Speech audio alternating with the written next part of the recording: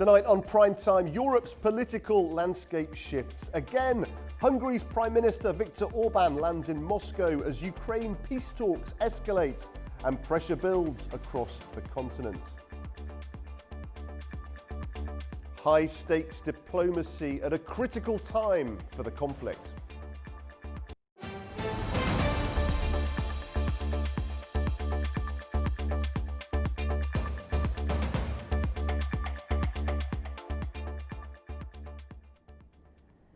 Good evening. The United States, Russia and Ukraine appear to be moving into a fresh phase of diplomacy, with all sides signalling their positions after a week of discussions in Geneva. President Vladimir Putin said a draft framework emerging from the talks could form the basis of future negotiations, but maintained that any agreement would require Ukraine to give up territory currently claimed by Moscow. Moscow and Kyiv confirmed that new US-backed proposals are being reviewed and that another round of talks is expected in the coming days. Russian President Vladimir Putin said the revised US plan, shaped after meetings in Geneva, could serve as a basis for future agreements, but stressed that no final version exists yet. We discussed it with US negotiators before my visit to Alaska. As I understand, they decided that all 28 points should be grouped into 4 separate components. In general, we agree that it can be used as a basis for future agreements, but it will be impolite on my part to speak about any final versions, because there are none. Putin also repeated that Ukraine's leadership has, in his view, lost legitimacy and suggested it makes negotiations difficult. It is pointless to sign documents with Ukrainian leadership. I think that Ukrainian leadership made a strategic mistake when they feared to hold presidential elections. The president lost his legitimacy after that. He added that the status of Crimea and Donbass remains one of the key issues in discussions with the United States. Meanwhile, in Kyiv, President Volodymyr Zelensky said Ukrainian and US delegations will keep working on the Geneva framework and confirmed further high-level talks next week. Our team, together with American representatives this week, will continue to push forward the points that we worked out as a result of talks in Geneva to shape them so that we reach the path to peace and security guarantees. Next week, not only our delegations will have important talks, but also myself. We are preparing a firm ground for such talks. Ukraine will stand on both its feet and will do so always.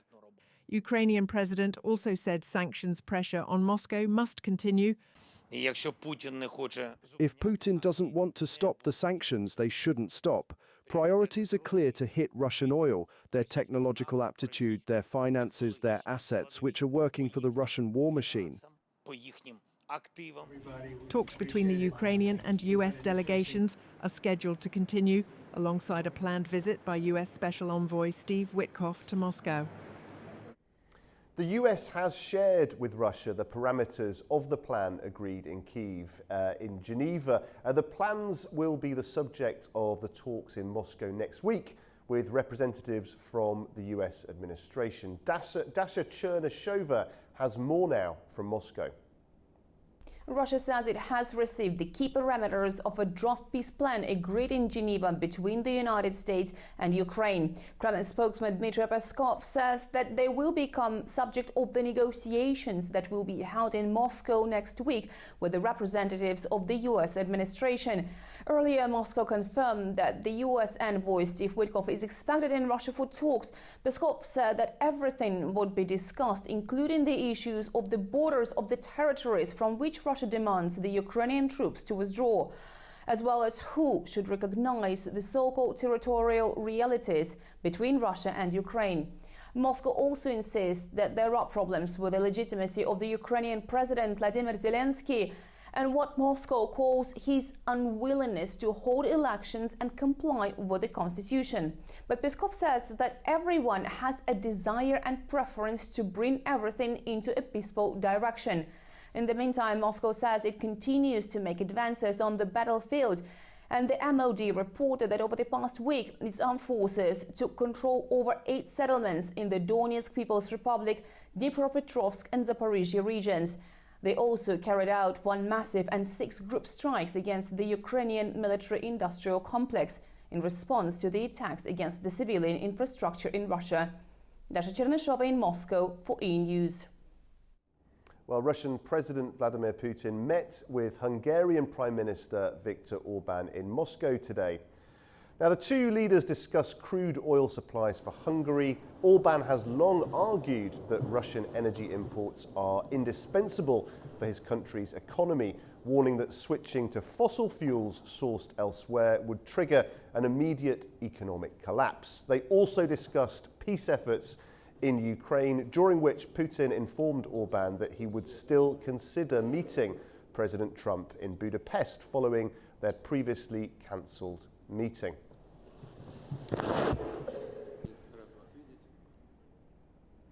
Well, while Prime Minister Viktor Orban is in Moscow, tensions in Ukraine are escalating. In a major development, Ukraine's Chief of Staff and lead peace negotiator, Andriy Yermak, has resigned.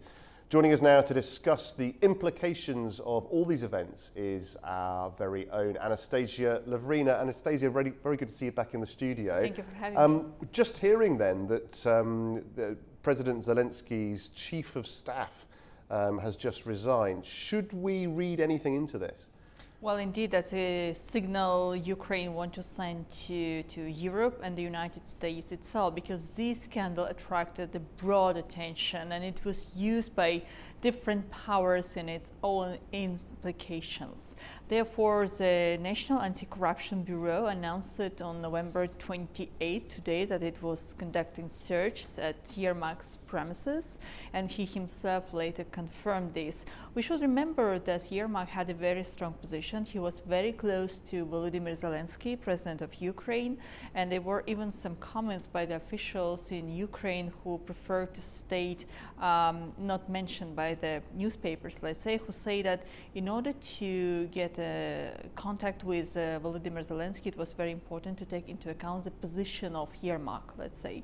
If Yermak had any kind of meetings, then it was mean that he had this on behalf of President Zelensky. Therefore, the scandal around this name again brought a lot of concern, and he's resigned his resignation. According to Zelensky, President Zelensky, Yermak wrote a letter of resignation just recently.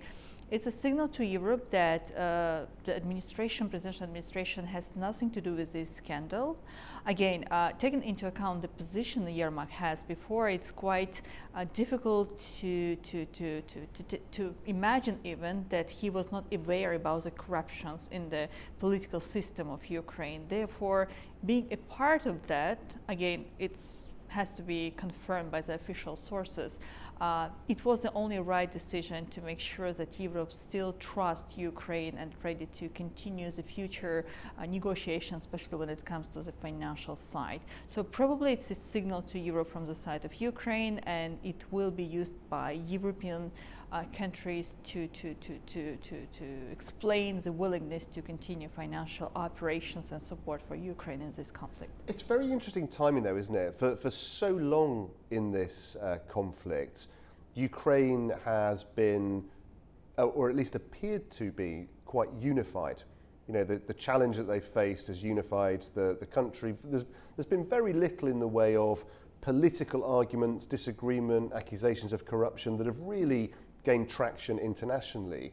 And then all of a sudden, in the last few weeks, this is now the third case of a high-profile person getting themselves into trouble, resigning, being fired. Should we read anything into this? That's a good question, actually, but probably it's a good time also for those who support the peaceful negotiations to start between Russia and Ukraine, because as President Zelensky himself in his message to the people before said that Ukraine may lose its main partner as the United States, the country who support Ukraine during this war with Russia. So all of these scandals and the situation around it brings to the idea that Probably this is the right time to find I'm not saying to bypass any position Ukraine has in regards to the conflict with Russia, but it's a right time to find another way for the future negotiations. And this visit of President Orban Prime Minister Orban to Russia in negotiations, Hungary is taking here the position of a key messengers delivers to European country, and also to show how Russia is ready for the future talks. Probably they will take place in Budapest as it's planned before, but it was cancelled, and also to explain the position of the United States, as both leaders, Donald Trump and Vladimir Putin, highly value the position of Prime Minister Orban and Hungary in this possible negotiation process between Russia and Ukraine. There is a delicate, a tenuous kind of relationship between Viktor Orban and the EU, isn't there? And one of the things that EU leaders have been trying to do very much, well, all the way through, but very much more recently, is present this united front for Ukraine. Do you think there's any area of difficulty that Viktor Orban might be getting into by visiting Moscow at this time?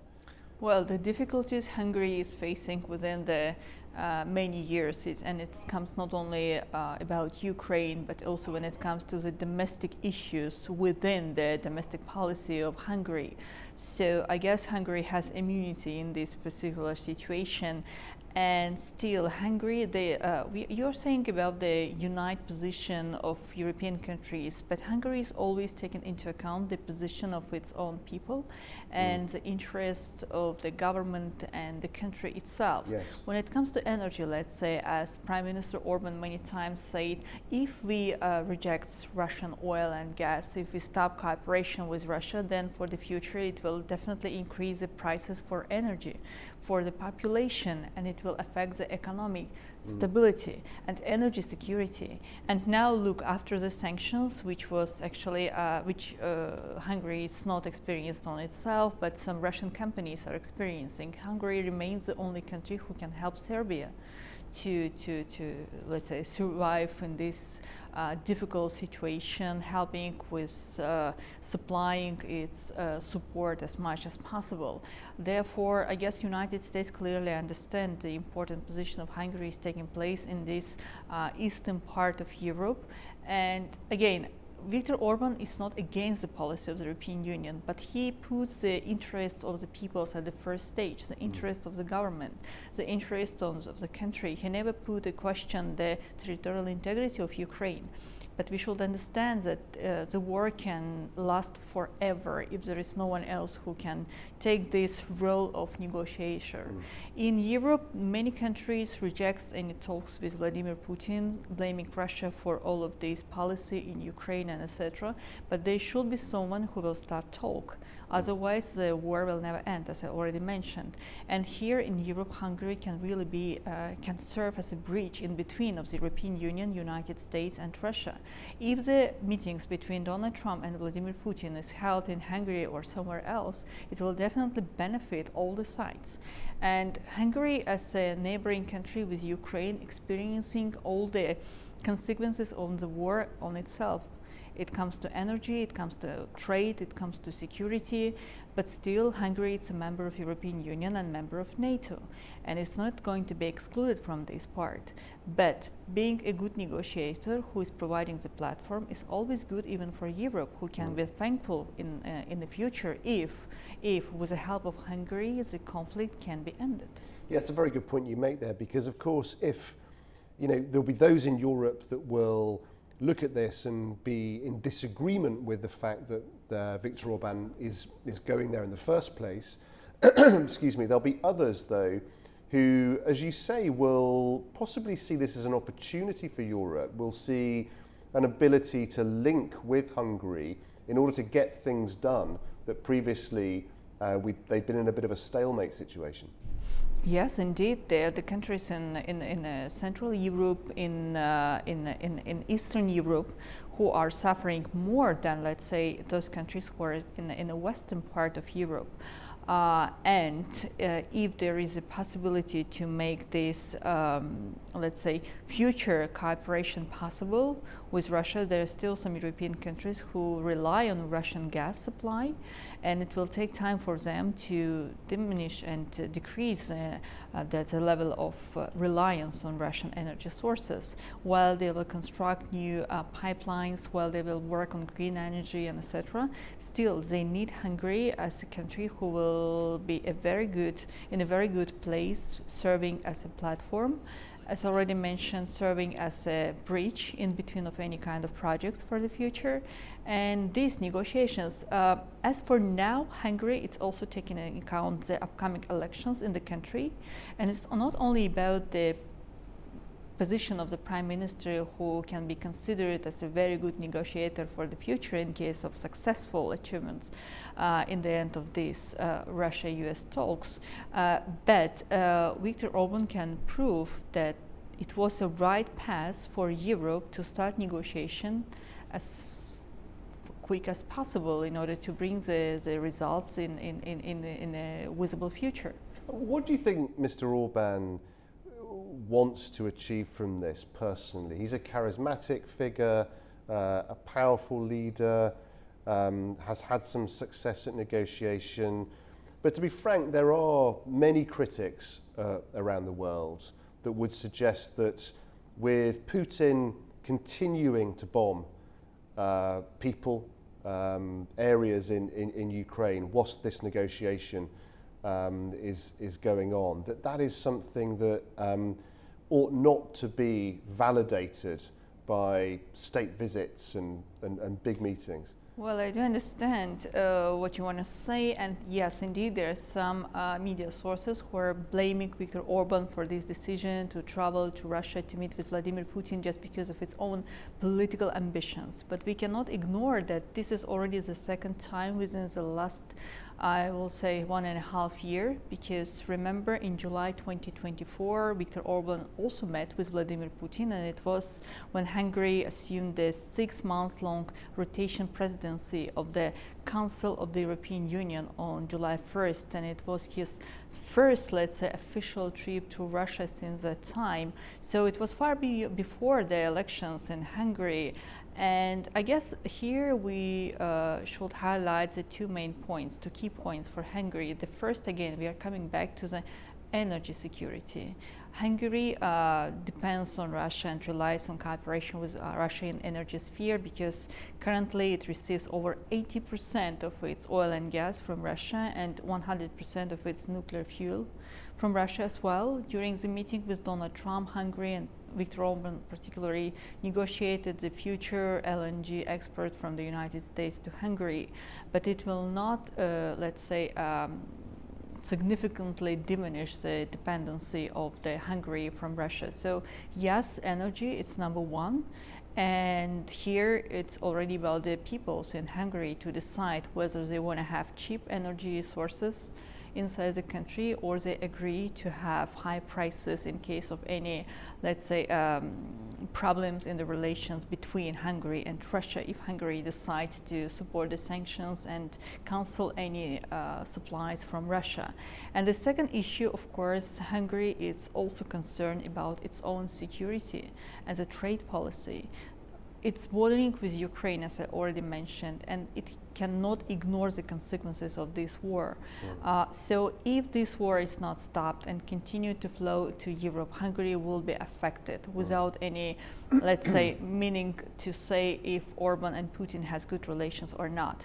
From the economic perspective, from energy and security, it will be affected. In case of any NATO action and mutual response on any possible threat from Russian side, Hungary, as a member of NATO, would have to support this initiative as well. We cannot ignore also one very important fact, that even if European Union is against the decision made by Viktor Orban, it has to accept that Hungary has a veto right. And as it was used before in case with a EU enlargement, accession of Ukraine or provision of any kind of financial support to Ukraine, Hungary will keep this veto if Europe will decide to use any kind of tools, political tools or economic tools against Hungary in near future just because of its meeting with Vladimir Putin or an attempt to bring the peace to Europe as well.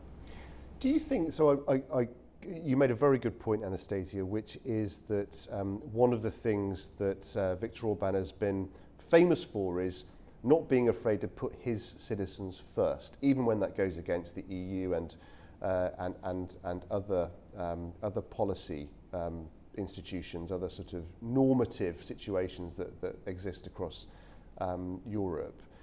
Do you think, though, that he has much leverage when it comes to... So I buy the bit about, you know, that there's a positive possible relationship between Mr. Orban and Mr. Putin, that could be useful for the EU, that potentially it could help to move forward negotiations. But all week we've been hearing from analysts that the continued elongation of this process, talks, meetings, discussions, draft documents, it doesn't matter as long as it keeps pushing the ceasefire further and further away, that suits President Putin because it allows him to keep bombing these cities and to really get closer to winning this war of attrition where Ukrainian citizens become so exhausted, so beleaguered that really President Putin just gets what he wants. So how does Viktor Orban, politely or not, say, Mr. President,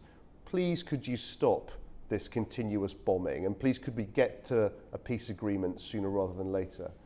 Well, I don't think that Viktor Orban is a person who will have to play the key role in this particular situation to stop the war. He is good in its intention, in its willingness to bring two sides, but the agreement to be done in Washington and Moscow, and if it comes to the situation around fairness of the future, of course Ukraine has to be on the agenda as well, because we are talking about the future between Ukraine and Russia, the future of Russia, its future of Russia and Ukraine, and territorial integrity of Ukraine. So Viktor Orban is not the one who will bring the paper saying that now, Mr. Putin, you have to sign it and then I will bring it to the Washington. Of course not. But Hungary is ready to be a platform for negotiations in the future.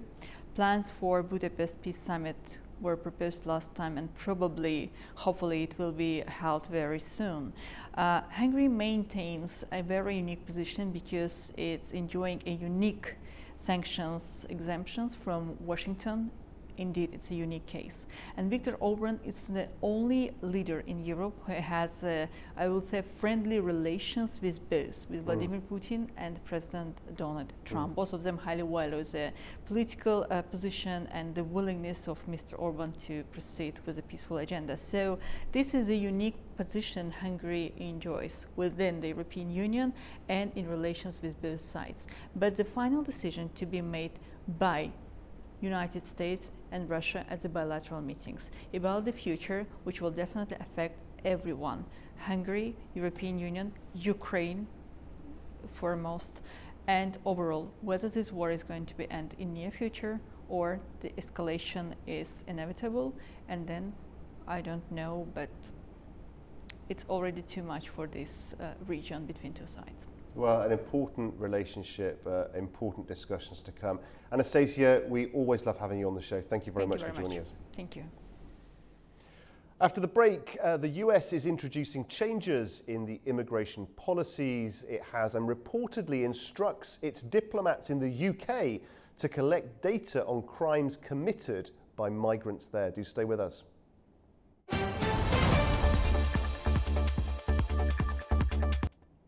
Welcome back. You're watching PrimeTime. The Trump administration is introducing sweeping new immigration measures after a National Guard soldier was fatally shot near the White House. Well, President Trump says migration from all so-called third world countries will be permanently paused and green cards issued to certain nationalities that will undergo a full security review.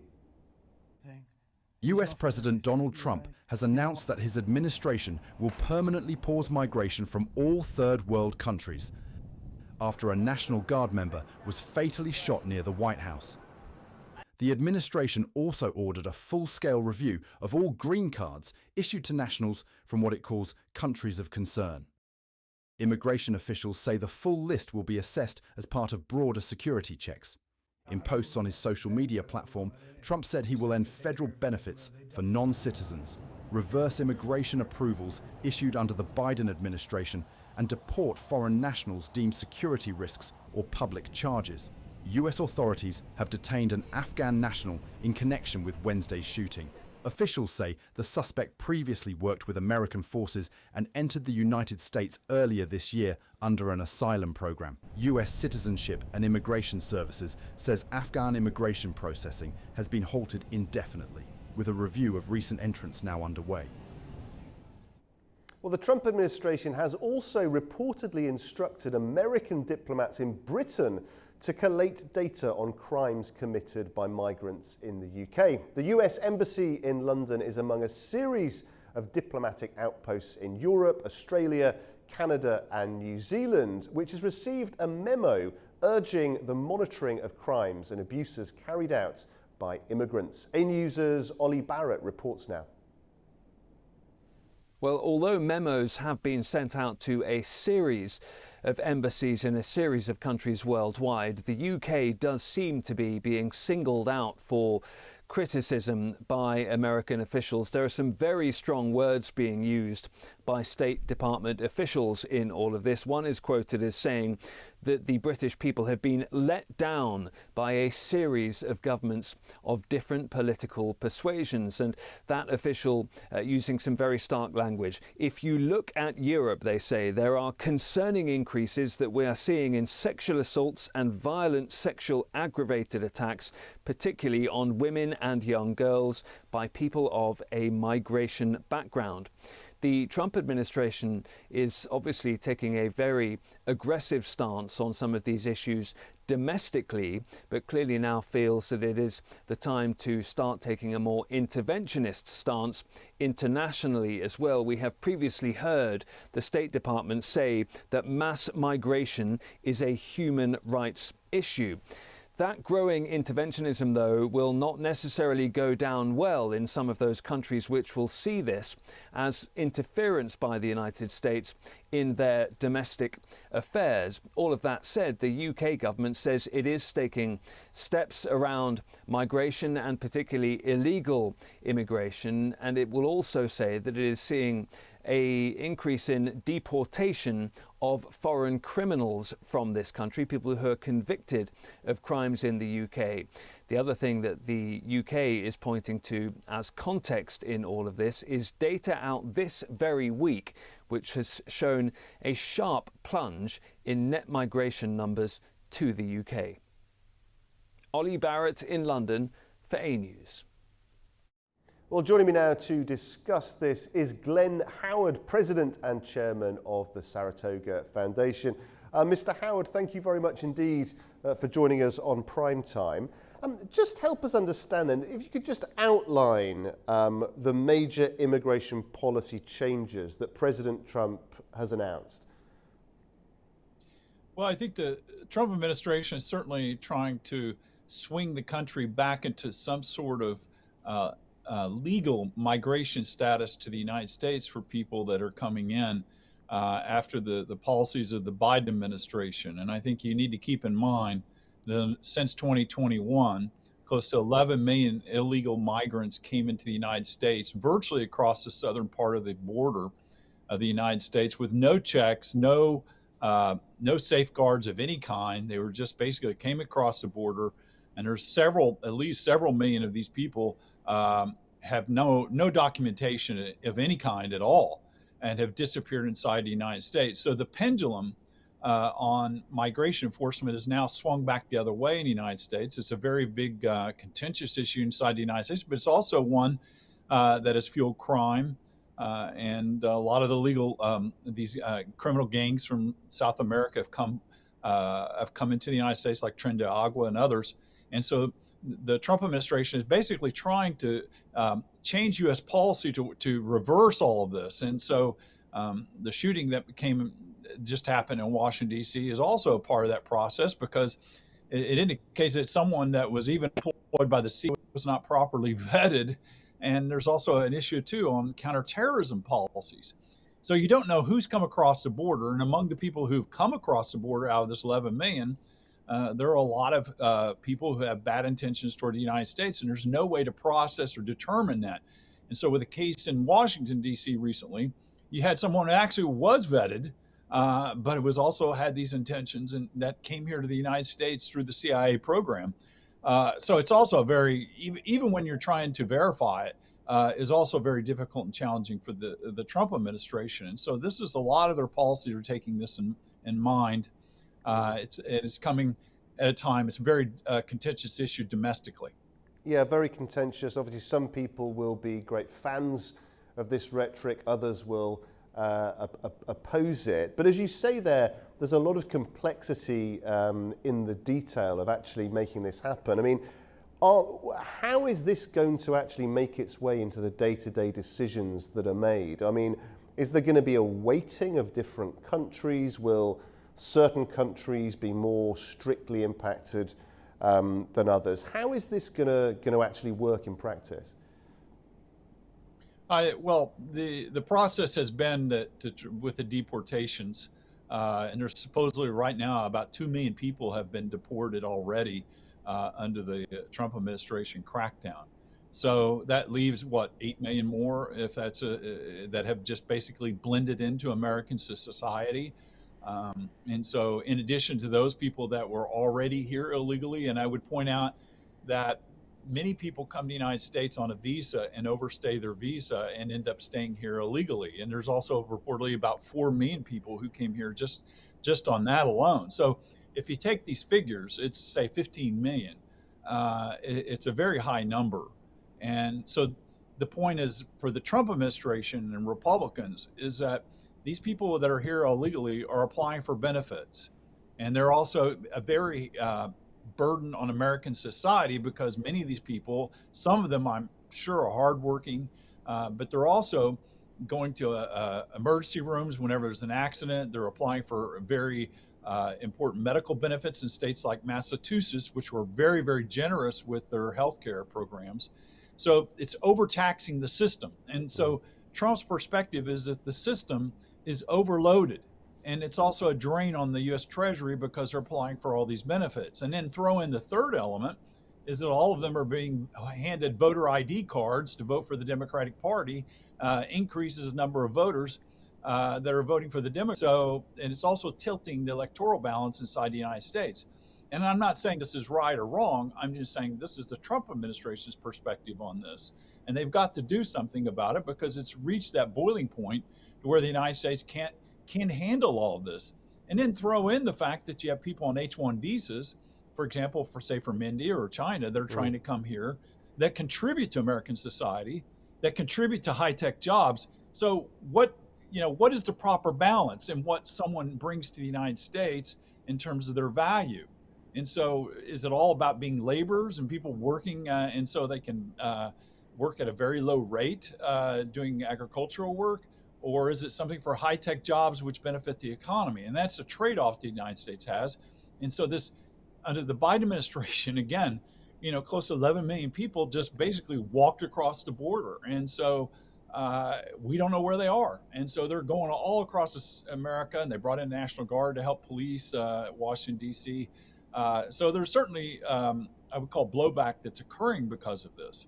And this fascinating development of this story, Mr. Howard, that we're hearing of US diplomats in countries like Britain now being asked to collect information on migrant crimes.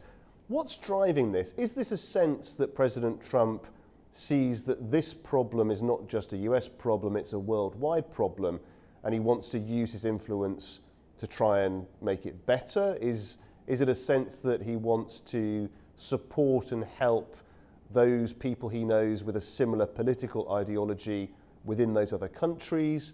What's the sort of the major element driving this, do you think? Well, I think let's point out the elephant in the room, so to speak, with the Starmer government and labor. They are in a crisis mode. They are being attacked because of their lax migration policies. So it's already to begin with, a very contentious issue inside the UK. So what Trump is doing is basically he's trying to add more to that. He's legitimate in his concerns about enforcement. And I'd say that if someone that came to the United States and was working for the CIA and wasn't vetted correctly and ends up doing what this person did in Washington, D.C., my God, can you imagine how many other people we have missed in this process? So what he's doing is, it's obviously that it has a certain political angle to it inside the United States, but it's also, you're right, he's not doing this for every Japanese that wants to come to the United States and apply for a visa. What he's trying to do is, in the UK, where they've had very lax policies on migration, he's also trying to ensure that it's also being enforced there as well. And he's probably trying to help out Nigel Farage and his chances for returning, for the Conservatives returning to power in England. So there's also that element that you throw into it. So everywhere you go, it's political, but I think everyone can agree that there's some legitimate concerns, as the poll numbers are for the Labour government in Britain are not very good because of the way they've handled this. So across the European Union, it's a problem, as we've seen with the conservative movements within respective countries, France, Germany, etc., applying this issue domestically in their own politics. Yeah, and one of the things we're starting to see now, not in all countries, but in many, is a tightening of migration policies, or if not a tightening, then at least a discussion with voters about the need to do that. Where do you see this going? Do you see this, is this just an integral characteristic of this new multipolar world where nation states move away from sort of open borders, multilateralism, into something like nation states used to be? Do you think this will work? What do you see the next kind of 5-10 years looking like when it comes to this particular situation?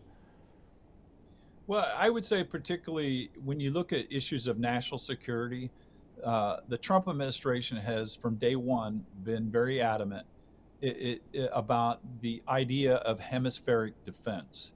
It's a concept of national security where the United States looks at its own hemisphere is something similar to what the United States had before World War II. And where that they are trying to guarantee the security of the Western Hemisphere and protecting American interests. For example, Venezuela, we have the issue of the Monroe Doctrine, and the United States is trying to enforce that. Now they're calling it the Dunroe Doctrine, named after Donald Trump, for his enforcement in this crackdown on Venezuela. And so what we're seeing even in Greenland, you're seeing the Trump administration is cracking down, trying to build up a notion of securing the homeland. And that is kind of at the root of everything that is happening and trying to reverse the policies of the Biden administration and globalization. So it's basically respect for national sovereignty. So for example, if a country like Azerbaijan does things to secure its own borders, the United States is not going to criticize it as in a way the Biden administration would criticize it. It would, because it's now respecting national sovereignty. Now that goes in the face of what they're doing with Starmer in the case of England, yes, but that's more politically motivated with helping conservative allies inside the UK come to power. But at the root of it is this idea about national sovereignty and respect for it. And this is what the Trump administration is trying to do. Some people would say it's anti-globalist, but then again, if Trump is anti-globalist, why in the heck is he going to China for a state visit and ridiculing the Japanese for being too tough on China? So there's a lot of policies and strategies with Trump that are always constantly changing and don't really fit kind of the stereotype of what he fits. But he is adjusting to what it is domestically. And so in the case of China, it's the tariffs issue. So the tariff issues are also driving a lot of this. But in the case of Latin America, it's driven by fentanyl and drugs and narcotics coming across the border. And again, that's tied to securing the American homeland as a part of this idea of hemispheric defense. He started this during the first Trump administration, but he didn't really have a definite vision for a strategy. Now he does. 4 years later, he's had time to sit and think about what he would want to do when he became president again, Yes. and now he's implementing all the strategies. Mr. Howard, we thank you very much indeed for your analysis. Thank you very much for joining us. Okay, we'll take a short break now. When we come back, Andy Mioch will be here with the very latest business news. Do stay with us.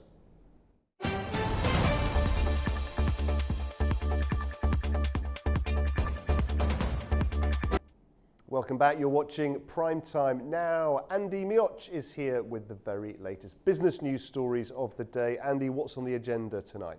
Well, Guy, there was a lot of commotion with U.S. futures. Google is dropping a complaint against Microsoft. Venezuela is banning some airlines. And there's also some news out of the EV and chip maker sectors. So let's have a look. First up, U.S. stock index futures were frozen following a data outage at CME Group, the largest exchange operator in the world. The disruption affected trading across currencies, commodities, treasuries, and equities, leaving investors in a state of uncertainty ahead of a shortened trading session post-Thanksgiving. US stock index futures were frozen on Friday after a data outage at CME Group brought trading to a standstill in futures across currencies, commodities, treasuries and stocks, leaving investors flying blind ahead of a shortened trading session. CME, the world's largest exchange operator, first posted about the outages at 9:40 p.m. Eastern Time on its website and said the problem was a cooling issue in its Cyrus One data centers. CME's products include S&P 500 futures, Nasdaq 100 futures, and Dow futures. Market volumes were expected to be light following the Thanksgiving holiday on Thursday. Investors instead looked to exchange-traded funds, tracking Wall Street's main indexes as a gauge for broader market mood. While index futures were frozen, shares of US-listed companies also appeared to be trading normally in pre-market trading. Shares of CME Group were down about 0.7% in light volumes.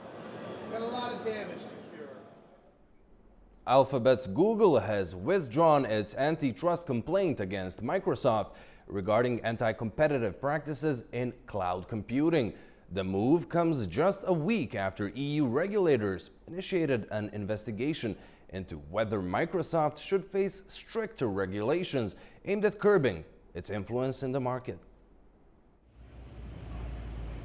Alphabet's Google on Friday dropped its EU antitrust complaint about rival Microsoft's cloud computing practices, a week after EU regulators launched an investigation to see if Microsoft should be subject to rules aimed at curbing its power in this sector. Last year, Google took its grievance to the European Commission, alleging that Microsoft's anti-competitive practices locked customers into Microsoft's cloud platform Azure. Amazon leads the cloud computing market with a 30% share, followed by Microsoft at 20% and Google at 13%. The Commission, which acts as the EU competition enforcer, is investigating whether certain features of the cloud sector may be reinforcing Microsoft Azure and Amazon Web Services market power. The probes, due to be completed in a year, could see both services designated as gatekeepers under the EU's Digital Markets Act, subject to a list of do's and don'ts aimed at opening up markets to rivals and giving users more choices. Over in South America, Venezuela has implemented a ban on 6 international airlines, including Iberia and Avianca, accusing them of engaging in state terrorism after they suspended flights in response to a U.S. warning about risks associated with flying over the country.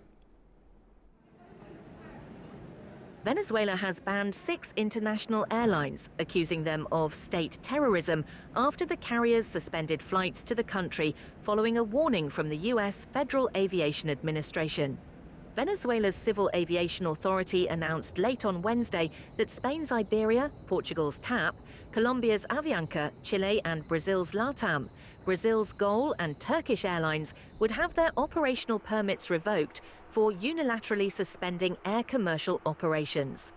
Last week, the US Federal Aviation Administration warned airlines of a potentially hazardous situation when flying over Venezuela due to a worsening security situation and heightened military activity in or around the country.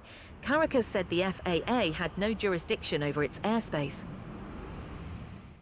Still with aviation, Lufthansa is looking to boost profitability next year after reaching it this fiscal year. The company's CEO spoke on the importance of a strategic cost-cutting program as the airline faces broader industry challenges.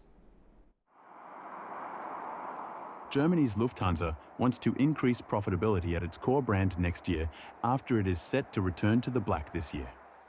That was according to the airline's CEO Jens Ritter on Thursday. Lufthansa Airlines will achieve all targets for the current year in its cost-cutting and service program that runs to 2028. The main Lufthansa brand has been called the group's problem child, a label that it has struggled to shed. The turnaround plan is designed to cut costs and centralize operations across its multi-hub operation. Ritter added that improvements in operational stability, which have reduced compensation costs for flight cancellations and delays, have contributed to the positive development. Lufthansa has also changed regulations to allow for more flexible staffing. It said it also wants to earn more with its ongoing fleet renewal. In the world of electric vehicles, Chinese EV manufacturer BYD is recalling more than 88,000 plug-in hybrids due to potential safety hazards linked to inconsistencies in battery production. Chinese electric vehicle maker BYD will immediately recall 88,981 plug-in hybrids over power battery-related safety hazards, China's State Administration for Market Regulation said on Friday. The affected Qin Plus DMI models produced between January of 2021 and September of 2023 may have limited power output due to problems with the consistency of power battery packs during the production process. In extreme cases, they will not be able to drive in pure electric mode, the market regulator said in a statement. The recall was based on a defect investigation initiated by the market regulator. The move follows BYD's recall of about 115,000 Tang & Yuan Pro EVs in China last month, highlighting increased scrutiny of its vehicle quality after years of rapid growth. And in semiconductor industry news, Taiwanese prosecutors have raided the home of a former senior executive at TSMC, the world's largest contract chip maker, over allegations of leaking trade secrets to rival Intel. Taiwan prosecutors said on Thursday investigators had raided the homes of a former senior TSMC executive and seized computers after the company accused him of leaking trade secrets, which his current employer Intel has denied. TSMC said on Tuesday it had filed a lawsuit in Taiwan's Intellectual Property and Commercial Court against Wei Jianluo, its former senior vice president. TSMC is the world's largest contract chip maker and major supplier to companies including NVIDIA. Taiwan prosecutors' intellectual property branch said in a statement, Lo is suspected of violating Taiwan's National Security Act. Lo did not immediately respond to a Reuters request for comment. Earlier on Thursday, US chipmaker Intel said in an emailed statement that based on everything they know, they have no reason to believe there is any merit to the allegations. Lo helped drive TSMC's mass production of cutting-edge chips in a 21-year-long career there. Before that, Lo was at Intel for 18 years. He rejoined Intel in October after retiring from TSMC. And that is a wrap on the business brief for tonight. Handing it back to you, Guy. Thank you, Andy. Very interesting selection of stories indeed. Thank you very much. Okay, after the break, we'll look at Pope Leo's first foreign trip. Do stay with us.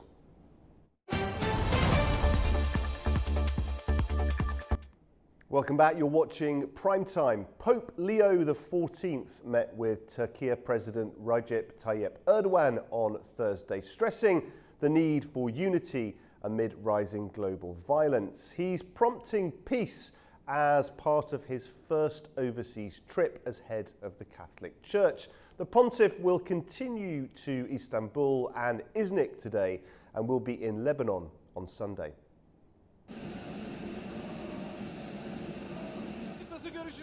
Pope Leo XIV lamented during his first trip outside Italy as Catholic leader on Thursday in Turkey that the world was seeing an unusual number of bloody conflicts. He warned that a third world war was being fought piecemeal, with humanity's future at risk.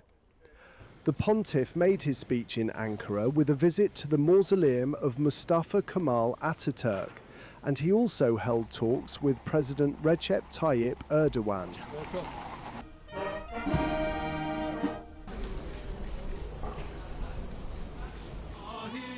He said that the world was experiencing a heightened level of conflict on the global level, fueled by prevailing strategies of economic and military power. Human family should instead be facing together today, namely peace, the fight against hunger and poverty, health and education, and the protection of creation. The Holy See, with only its spiritual and moral strength, wishes to cooperate with all nations that have at heart the integral development of each and every person.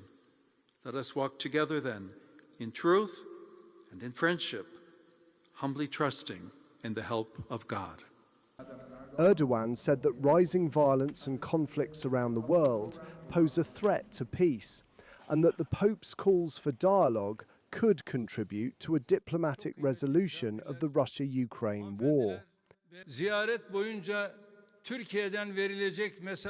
I believe the messages delivered from Turkey will reach both the Turkish Islamic world and the Christian world, and will strengthen hope for peace globally. He also reiterated support for Palestinians.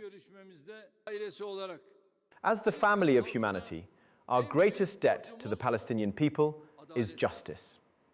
The way to repay this debt is through a two-state solution based on the 1967 borders. We will act together against any aggressive measures that may harm the historical identity of East Jerusalem.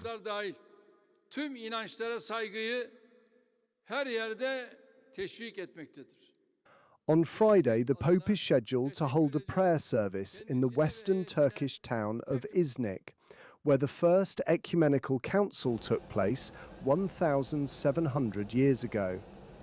He will also meet with priests, bishops and other religious representatives at the Cathedral of the Holy Spirit in Istanbul and visit a nursing home. The Pope will then travel to Lebanon on Sunday. Well, as part of his overseas visit, Pope Leo is holding high-level meetings in Turkey. In the Cathedral of the Holy Spirit in central Istanbul, Pope Leo is set to meet bishops, priests and other religious leaders, as well as visit a local nursing home.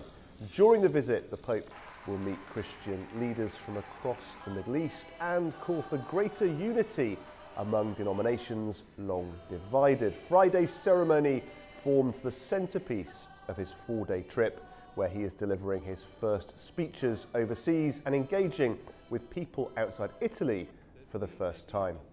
Of his presence among us.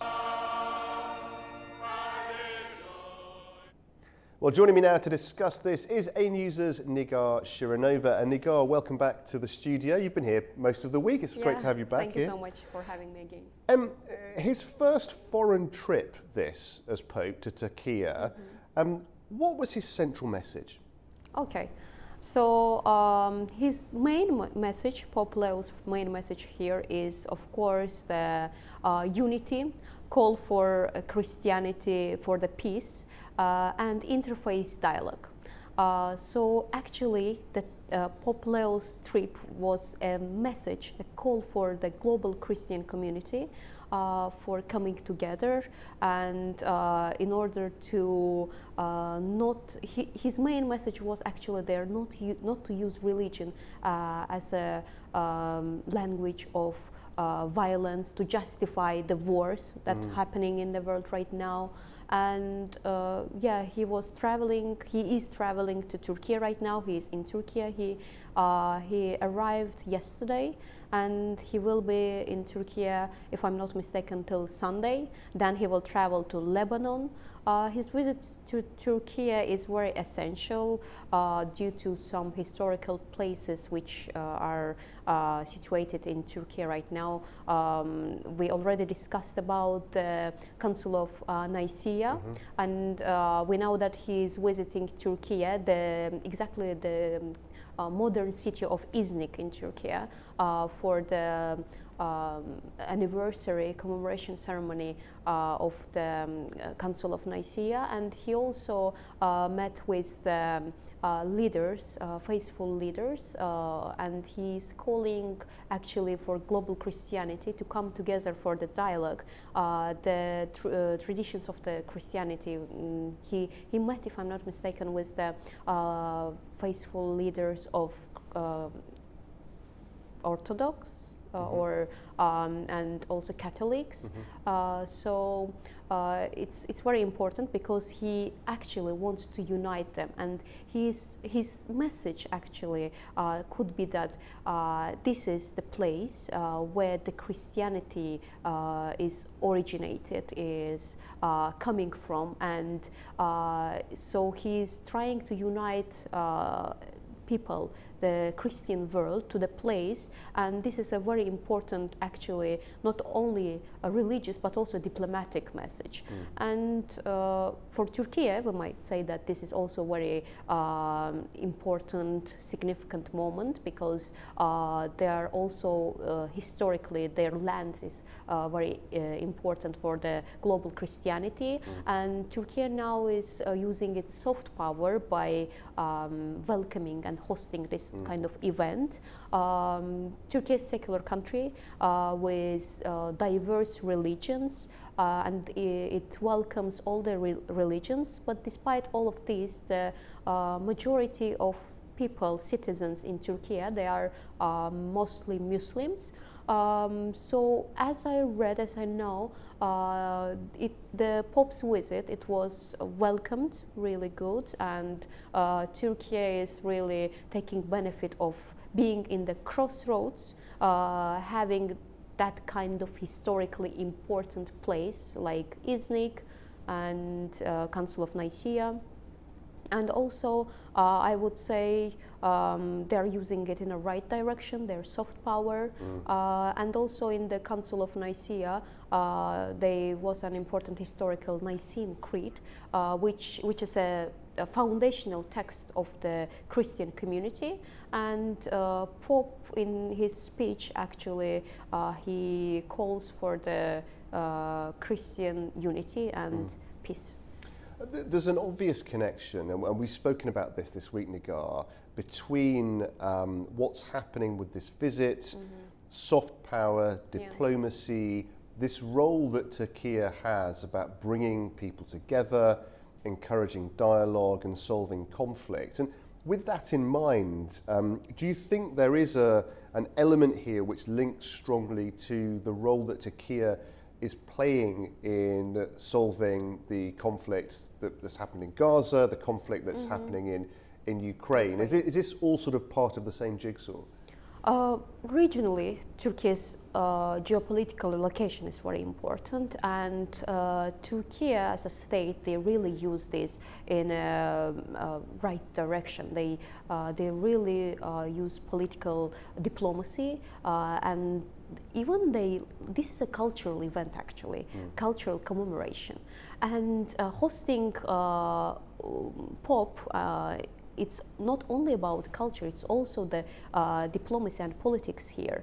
So they showcase to the world that they actually can host this kind of religion event. And also when Pope, during his visit to Turkey, he was welcomed very nicely by the crowds. It did seem from the pictures and from what we've heard that he was not just himself, but his message was very well received. Very well received in Turkey. So he was welcomed very nice. He met with high authorities in Turkey, including the president of Turkey, Recep Tayyip Erdogan. and he met with the civil society, with the leaders of faithful leaders, and so that was actually really welcomed in Turkey. And as I know, as there are, of course, they will be in a large country like and diverse country like Turkey, there might be some minor discomfort among the local citizens, and of course it was there were some minor protests against this in Turkey, but if we look at the situation in general, it's a very important historic event, and it was welcomed by Turkey in a really nice formal way, and they are using their soft power and they are using this cultural diplomacy in a really essential way. And coming back to your question, actually your initial question, as a mediating power, now, from history and from the recent developments, we see that Turkey's role is actually inevitable. The conflict which is happening right now in the Russia-Ukraine front is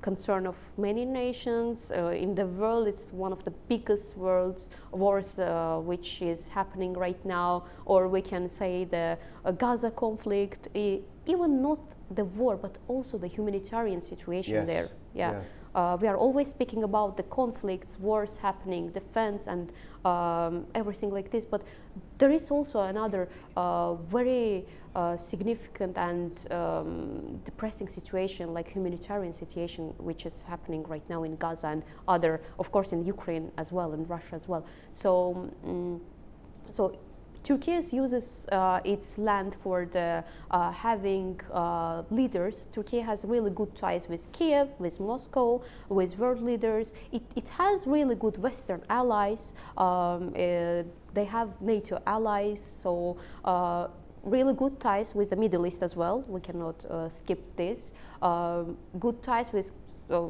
South Caucasus, of course. So it's having its really not only the soft power, as we said earlier, but also the diplomatic political power. So they're trying to resolve the conflicts. They are hosting for the peace talks. Ankara is always willing to host the leaders and host the peace talks, which is happening in the region, in the world, to solve the conflicts, call for peace, for the dialogue. So Turkey's role was always as a mediator in the region and in the world. Like this, yeah. It's a delicate balance, isn't it, for any religious leader, let alone someone who's new to the role. He's clearly a thoughtful man, Pope Leo, clearly a man of action. This visit is testament to that. How far do you think he will go, though, with these sorts of relationships? Could you see him almost in some ways playing a role in Ukraine-Russia negotiations, for example? So that's a very good question. I would like to touch that moment as well. I skipped it in my first answer. So I spoke about the role of the Pope, his message, how his trip is actually a moral message for the Christian global community, for peace, unity, and not using religion as a language to justify the war and violence, but also in order to maintain this balance, in order for Pope and the Vatican to achieve the goals and to go beyond, they need to make sure that they are actually continuing this and they have some practical results. The trip and this also symbolize more, it has the more symbolic message. Yes. It's more like a cultural diplomacy. Yes. But if they would use it and if they will have real implementations in actions, yes. If global community will It's agree. a very good point, that, Nigar, because it's almost in a sense like he needs to prove the utility of these the practical how these very, very kind and wise words can actually make a difference today. Yeah, right, exactly. This is what I meant. So if the global community, leaders of the countries, different maybe religions, they will, faithful leaders, they will come together and maybe they will start to implement their goals for peace, for stability, for solving the conflict of Russia, Ukraine, or Gaza conflict, and they will do some steps in order to end these conflicts, not only in the words but also in actions, so they might be really good results. But for now it's I see it mostly symbolic, and in the future, for the future steps, we will see the implementation process.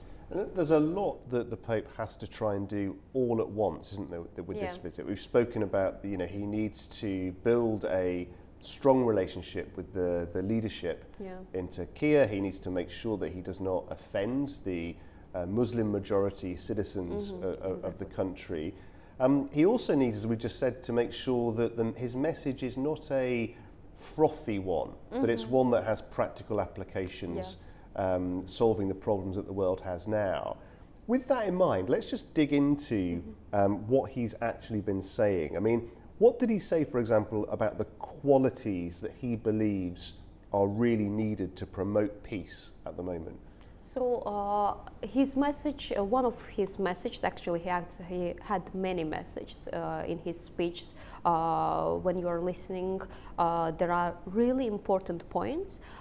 He spoke about the refugees and migrants to the Turkey. So here as well we can emphasize the Turkey's role, because there are a lot of migrants and refugees coming to Turkey, and Turkey is hosting them, actually having them actually. So this is another role of Turkey in the region.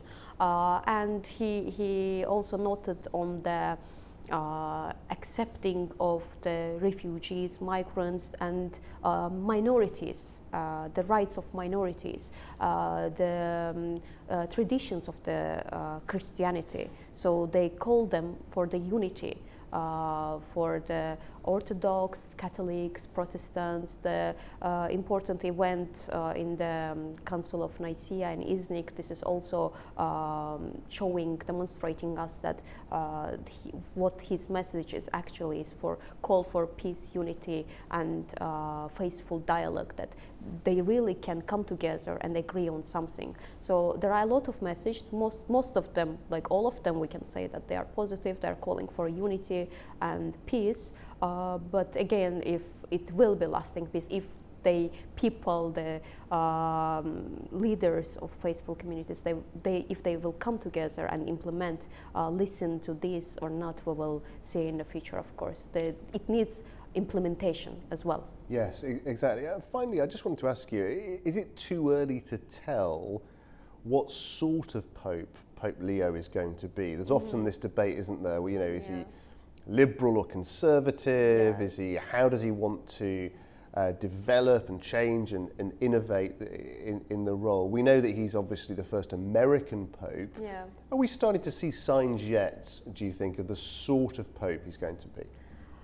Yeah, that's, as a person who is studying the politics right now, political theory and a series of IR. In IR terms, we can say that this is actually first overseas trip after being elected as a pope. So that's very interesting time. The time frame is interesting because it's his first trip is starting from Turkey then to Lebanon. This is interesting moment, and also the timing as well. It's the anniversary of the Council of Nicaea, and so he also there is a Georgia, which we couldn't skip as well. We shouldn't skip because Prime Minister Kavalishvili invited him for the Georgia as well. Whether he will come or not, this is still under the question. But again, he's coming to the region, to Turkey, which is secular country, but Muslim majority is still exist here, and same we can say with the Lebanon as well. So that's very interesting point, appealing.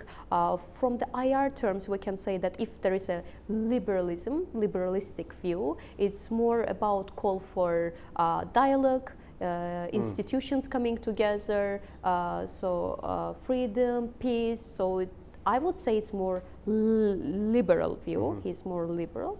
But if we will look from the realistic point of view, realists will mostly look at the power projection and alliances. So how he's going to use his power, which alliances is he going to make, and with which countries he will have some diplomatic negotiations. Maybe under the cultural diplomacy, there are some important decisions made or alliances made. So this is very complex situation.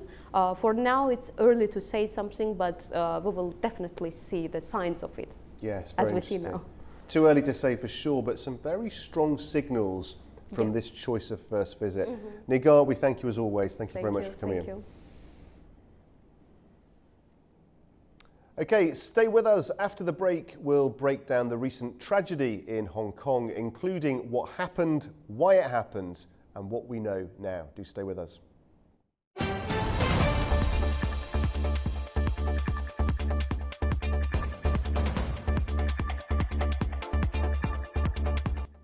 Welcome back. You're watching Primetime. Now turning to East Asia, and the scale of the Hong Kong apartment fire is becoming clearer as emergency teams push deeper into charred tower blocks that burned for more than a day.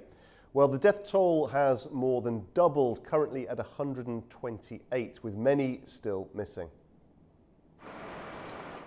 Firefighters in Hong Kong spent a second day battling a massive fire at a high-rise apartment complex on Friday. The death toll has now climbed to 128 people, and the number of injured has reached 76. Around 900 residents were moved to temporary shelters overnight. The blaze swept through 7 of the 8 tower blocks in the Tai Po district on Wednesday and is now under control, officials said. However, it remains unclear how many people are still missing. Hong Kong leader John Lee said on Thursday that authorities had lost contact with 279 people earlier in the day. No updated figures on the missing were provided at a press conference later that afternoon. Authorities say the operation is now shifting from firefighting to a full search and rescue effort. Our firefighting operation is almost complete. Despite that, we are still carrying out firefighting operation to 4 individual units, and damping down to various units of the 7 blocks are still in progress, so as to prevent the debris and embers from flaring up. What's next is the search and rescue operation. We will conduct search and operation to the remaining 25 assistant corps, and at the same time, we will endeavor to effect forcible entry to all the units of the 7 blocks concerned, so as to ensure that there are no other possible casualties. Meanwhile, attention is turning to how the disaster began. Officials have launched a criminal investigation, saying highly flammable styrofoam used in renovation work helped the fire spread rapidly. 3 people, 2 company directors and a consultant from the contractor responsible for the renovations have been arrested on suspicion of manslaughter. Well, joining us now from Kyiv to discuss the complexity of such a tragic situation is Rudolf Mihovic, CEO of the Christian Medical Association. Mr. Mihovic, thank you very much indeed for joining us. In such a tragic situation like this, practically speaking, what are the biggest complications, difficulties that authorities find in giving that immediate support, that immediate reaction? Thank you so much for inviting, and I will share from our perspective and try to be maximum as possible objective. So I would say that the traffic many times is happening issue when fire services are trying to reach out, and traffic are creating big problems. Of course, when we have the fires, rocket or drone attacks is happening during the night, and for us, the main consequences or problem is not fire service or emergency service are not reacting or trying to postpone, because many times the Russians are doing a second attack. So we lost many emergency services people, but also people that are not educated to react properly, and they can have this the first dose of toxic fire, toxic smoke that can block or make illusions and lost conscious of people. So it's important to have a proper education and know how to react in the first moments, so don't have consequences and complications. And of course, for emergency services, incredibly challenging, because of course that particular tragic situation rightly will get the urgent resources that it needs, but also there are many other situations that need to be supported too. So very difficult for emergency services that will always have a finite amount of resources. Definitely. So that's why it's important to create buildings in a proper way, so they would not have toxic colors or products, materials that will intoxicate you, and so there's different chemicals that can react on your body. As a doctor telling you that you can prepare a building in the way that it would not cause a damage to your health, to your lungs, and to respiratory system. Definitely something can be done by emergency, but many things are in this case should be done by the personnel, because as it happened often, you cannot predict such situations. You cannot plan them. You don't have a second chance. So that's why just regular population has to be prepared. They have to do a training all the time how to react. Workers or businessmen, they have to implement the fire emergency cases in a proper way, having a proper system to decrease the damage. Definitely you are rely on emergency fire system, but they are not always in time, and they will not always be helpful and could save you. Yeah, it's very interesting this. We know there's a criminal investigation underway. We'll have to wait to see what that uncovers, but certainly there have been a number of cases around the world, both in wartime and in peacetime. There was the Grenfell disaster in the UK, where there was convictions, criticism, precisely of the sort that you're discussing now. What about this issue of evacuation? It's much more complex, much more nuanced than perhaps people might think, isn't it? In a situation like this, actually removing huge numbers of people safely in a timely way whilst very terrible things are going on around them. Yeah, thank you so much. It's a great question, because this is something that our regular people can respond. That's why education is so important, because in such critical situation, adrenaline is so high that you cannot rely on memory. You have to rely on habits, on reaction. So that's why you have to be trained so much on practical level that it's happening automatically. Your behavior, you're not thinking about that, you have to do that. So that's why you always have to repeat. I would recommend you every year to repeat emergency reaction, what to do in those cases. Something very simple, stop the bleeding or basic life support has to be repeated because the 9/11 happened, Hong Kong happening, war happening, so you cannot predict those situations, but they will find you and you have to react properly. So we are having soldiers training and civilians also, and just theoretically, everyone is in calm situation, everyone is smart, and they can give you proper answers. But when you have an adrenaline or even created aggressive, stressful situation, people will forget very simple stuff, and they will do very critical, simple mistakes that will cause them life or health issues. So that's why it's so important not to underestimate so basic life support trainings.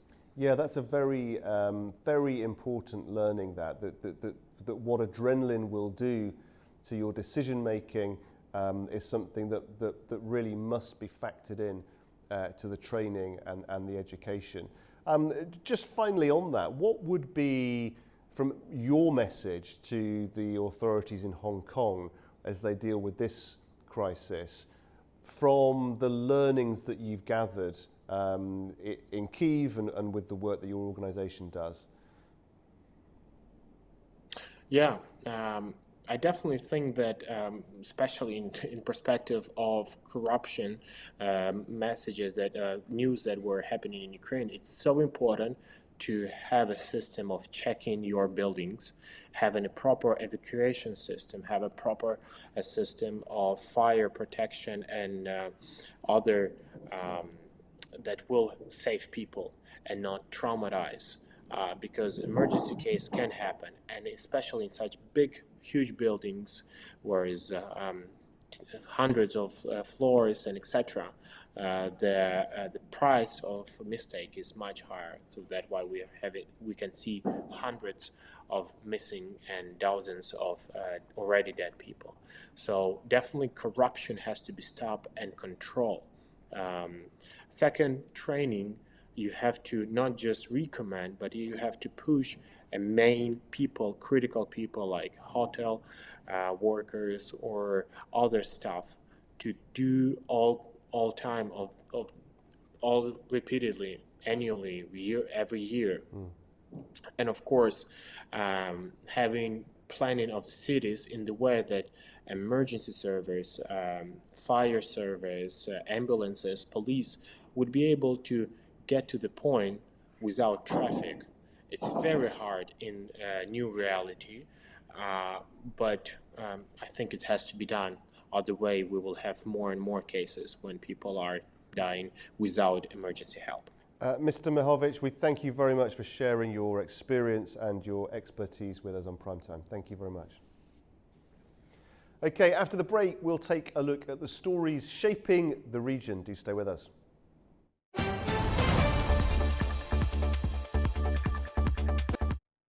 Welcome back to Primetime. In this part of the programme, we turn our correspondents across the region, bringing you on-the-ground reporting and first-hand accounts from the stories shaping events tonight.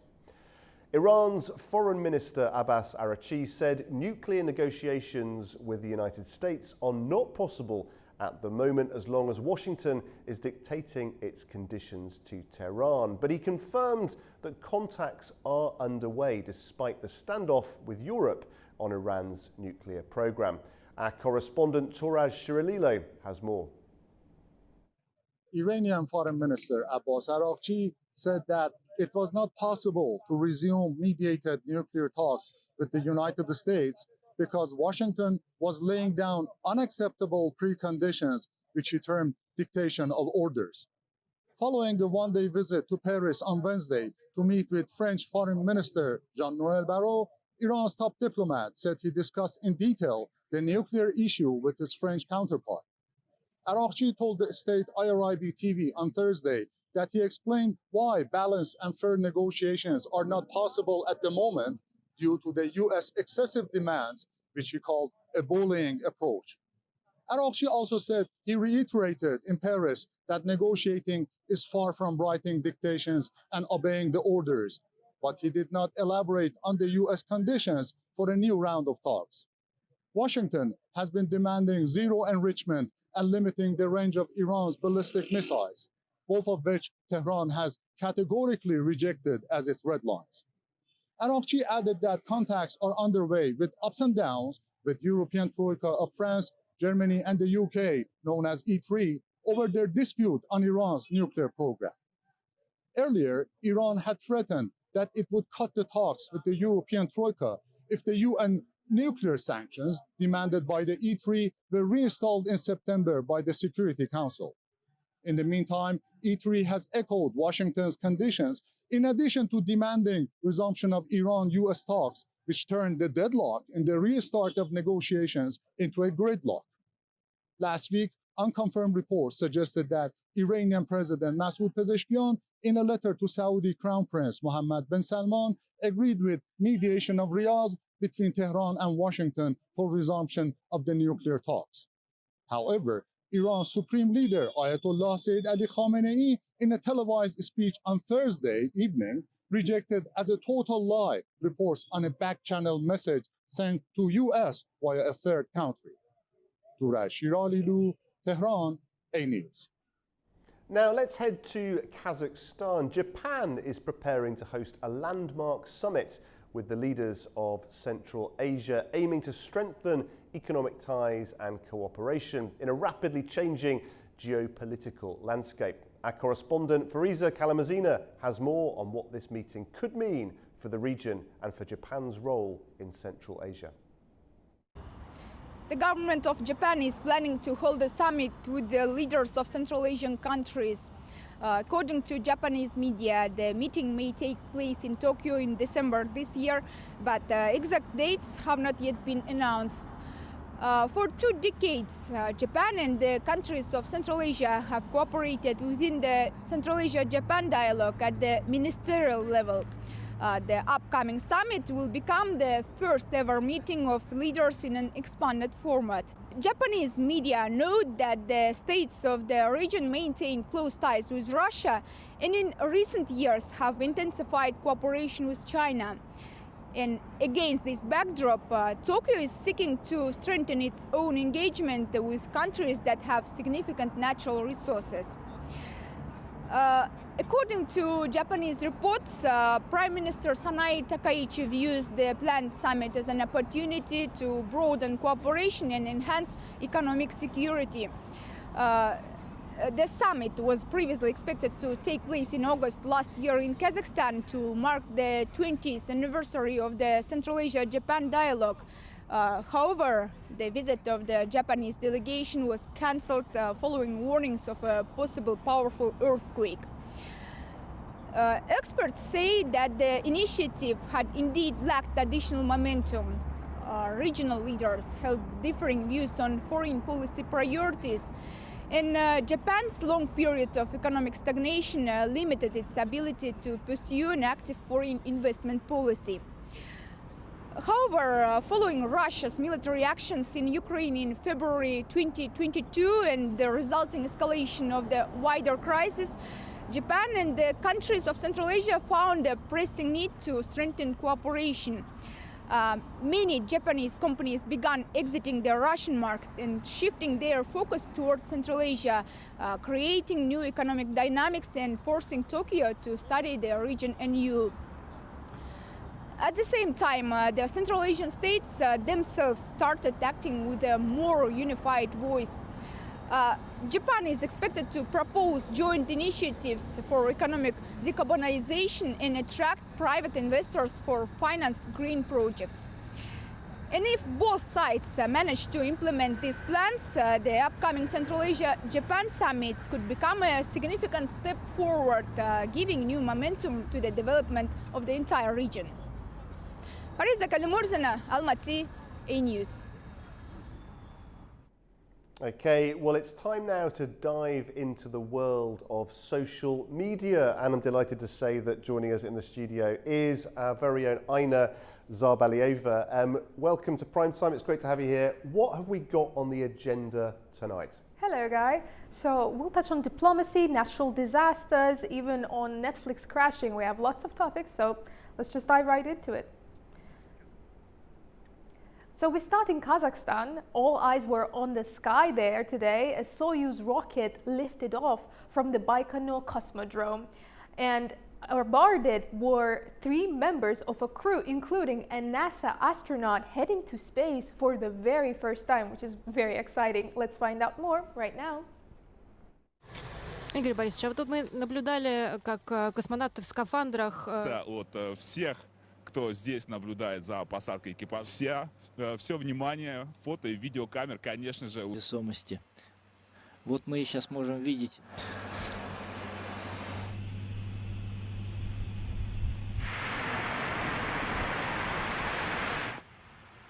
Главное, подъем, прошел контакт подъема. Двигатели центрального и показателя. Ракеты-носителя в форме. Ступени работают нормально. Continuing with space news, in Russia, a new cosmic military mission took off. An Angara rocket launched from the Plisets Cosmodrome, placing several defense satellites into orbit. Let's see how that went.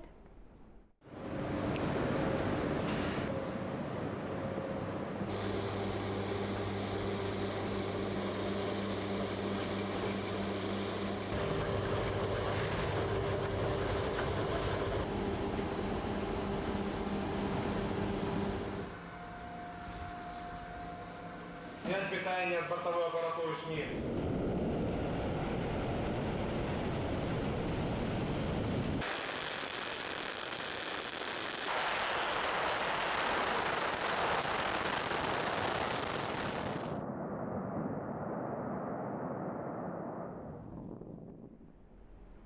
So moving on, over in the Southeast Asia, deadly floods have devastated multiple communities across provinces. In Indonesia, entire neighborhoods are underwater, thousands have been displaced, and rescue teams are racing to save as many people as possible.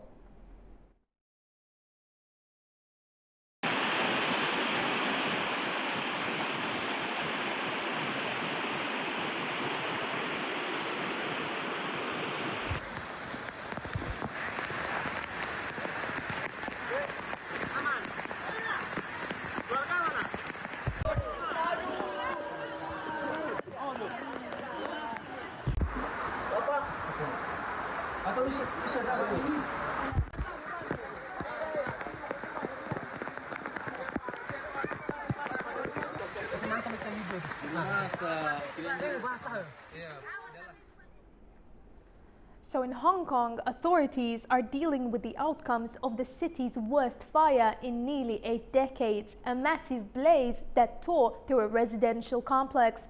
Fire crews are now racing to finish search operations as questions grow about how this disaster was even allowed to happen. Firefighters in Hong Kong spent a second day battling a massive fire at a high-rise apartment complex on Friday. The death toll has now climbed to 94 people, and the number of injured has reached 76. Around 900 residents were moved to temporary shelters overnight.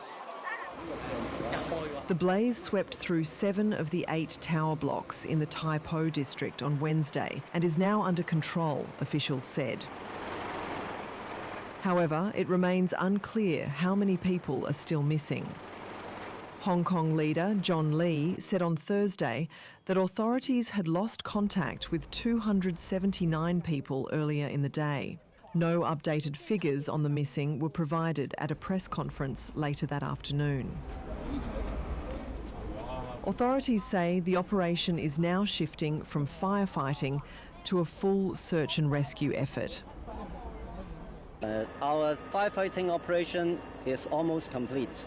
Despite that, we are still carrying out firefighting operation to 4 individual units, and damping down to various units of the 7 blocks are still in progress, so as to prevent the debris and embers from flaring up. What's next is the search and rescue operation. We will conduct search and operation to the the remaining 25 assistance corps, and at the same time, we will endeavor to effect forcible entry to all the units of the 7 blocks concerned, so as to ensure that there are no other possible casualties. Meanwhile, attention is turning to how the disaster began. Officials have launched a criminal investigation, saying highly flammable styrofoam used in renovation work helped the fire spread rapidly. 3 people, 2 company directors and a consultant from the contractor responsible for the renovations have been arrested on suspicion of manslaughter. Up next, in Bulgaria's capital city, Sofia, around 20,000 people poured into the streets to protest the government's Euro-based 2026 budget. Police moved in shortly after the rally began and clashes broke out between officers and demonstrators.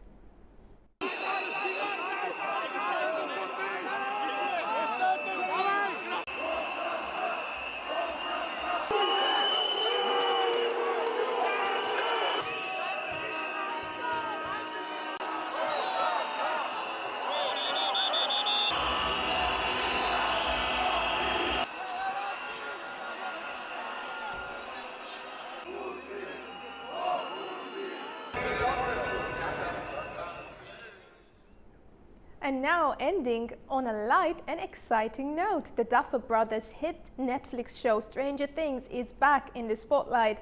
The release of Season 5 Part 1 probably somehow conducted to this. Fans were so eager to watch the show that they crashed the entire service. More on that right now. Netflix servers crashed worldwide following the long-awaited premiere of Stranger Things Season 5.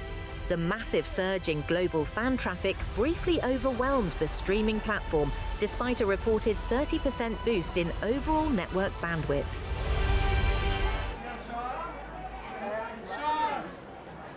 I mean, I suppose anything's possible, and I'm not allowed to talk about any of those possibilities quite yet. But it's a rich world, it's a rich tapestry and mythology. But I'll say this, we're never going to repeat ourselves. The lack of complacency that the brothers and I share, the desire to push ourselves and give audiences new experiences, that's bedrock. The exclusive trailer is happening at 10. I'm 21, so the season started when I was about 6th grade, so I was the same age as the characters when it started. So it's definitely been a huge part of my life.